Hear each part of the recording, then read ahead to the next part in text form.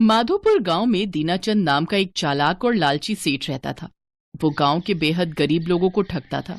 गांव के लोग अपनी जरूरत पूरी करने के लिए दीनाचंद के पास अपने बर्तन, जेवर और बाकी का सामान बेचकर बदले में अनाज, तेल, राशन लेते थे ताकि वो अपने घर का गुजारा कर सके।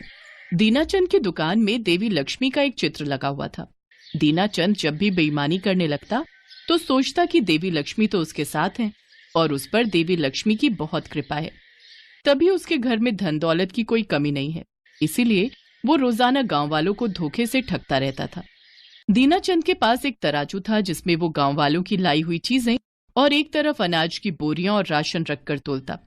दीनाचंद अपने जिस तराजू से तौलता था उसके नीचे वो चुंबक लगाकर रखता था। तराजू का घोटाला बेचारे गांव के गरीब लोग नहीं समझ पाते थे। दीनाचंद वजन तौल देता, वो लेकर चुपचाप घर चले जाते थे। सेठ जी, पीतल का पतीला है, मैं बेचने के लिए लाया हूँ। घर में अनाज खत्म हो गया है और आप तो जानते ही हो मेरी कोई अपनी जमीन तो है नहीं जो मैं खेती बाड़ी कर लूँ।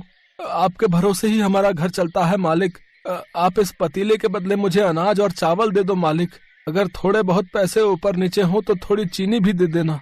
अरे मैं कब मना कर रहा हूँ, तेरे सामने ही सामान खोलूंगा। जितना वजन पतीले का होगा उतना सामान तुझे मिल जाएगा। रुक, मैं अंदर से तराजू लेकर आया।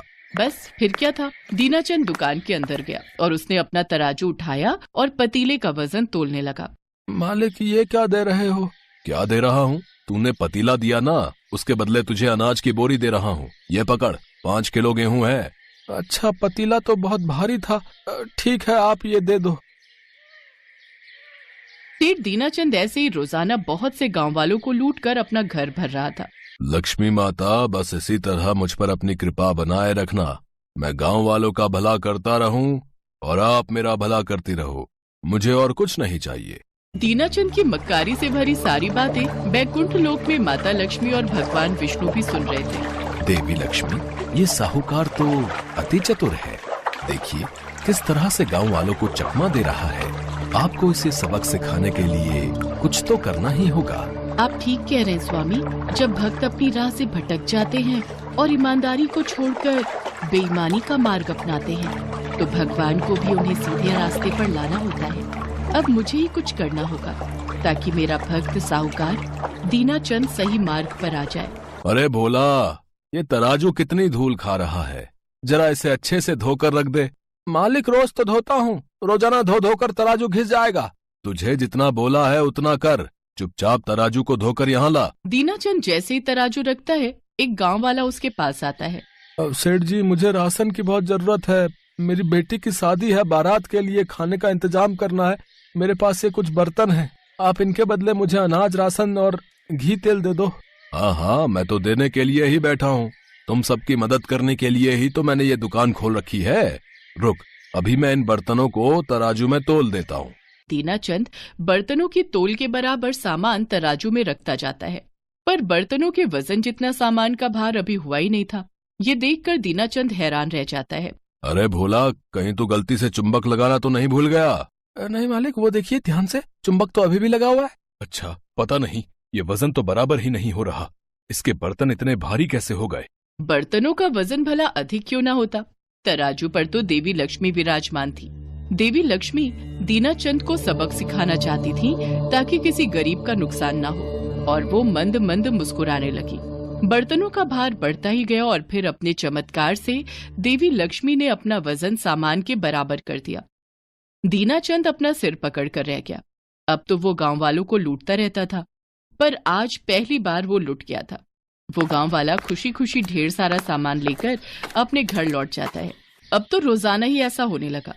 जब भी कोई गांव वाला दीनाचंद के पास अपने सामान के बदले कुछ लेने आता तो देवी लक्ष्मी तराजू में बैठ जाती और दीनाचंद को ना चाहते हुए भी उस वजन के बराबर सामान गांव वालों को देना पड़ता। अब तो दीनाचंद अपने कान पकड़ने लगा और लक्ष्मी माता के चित्र के सामने जाकर बोला, हे लक्ष्मी माता, मैं तो आपकी इतनी पूजा करता हूँ। पहले तो मेरी अच्छी खासी कमाई हो जाती थी, पर अब तो मैं ही लुटने लगा हूँ। मेरी तो कमाई ना के बराबर हो गई है। कहीं आप मेरे से रूठ तो नहीं गई हो? देवी लक्ष्मी दीनाचंद की इस हालत को देखकर मन ही मन हंसती है, पर उन्हें अपने भक्त को सबक भी तो सिखाना था। देवी लक्ष्मी दीनाचंद के सामने प्रकट होती है। दीनाचंद, ऐसा ही समझ लो अगर मैं एक बार रूठ कर चली गई तो वापस नहीं लौटूंगी।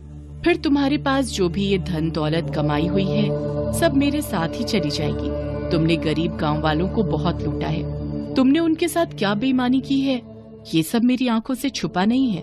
माता लक्ष्मी की बातें दीनाचंद बहुत ध्यान से सुन रहा था। पहले तुम तराजू में वजन गलत तौलते थे, पर अब तुम्हारे तराजू पर मैं विराजमान रहती हूँ। मेरे होते हुए तराजू कभी भी गलत वस्तु नहीं तोलेगा। क्या तुम चाहते हो कि तुम एक सेठ से भिखारी बन जाओ? नहीं नहीं माता लक्ष्मी, मुझे माफ कर दो, मुझसे गलती हो गई। मैं अब ऐसा नहीं करूंगा। मेरी आंखों पर लालच का पर्दा था। मैं सोचता था कि आप मुझे नहीं देख रही हो, पर मैं गलत था। भगवान हमारे अच्छे बुरे हर कार्य पर नजर रखते हैं। ये बात भगवान हमारे अच्छे बुरे हर कार्य पर नजर रखते हैं। ये बात मुझे समझ आ गई माता।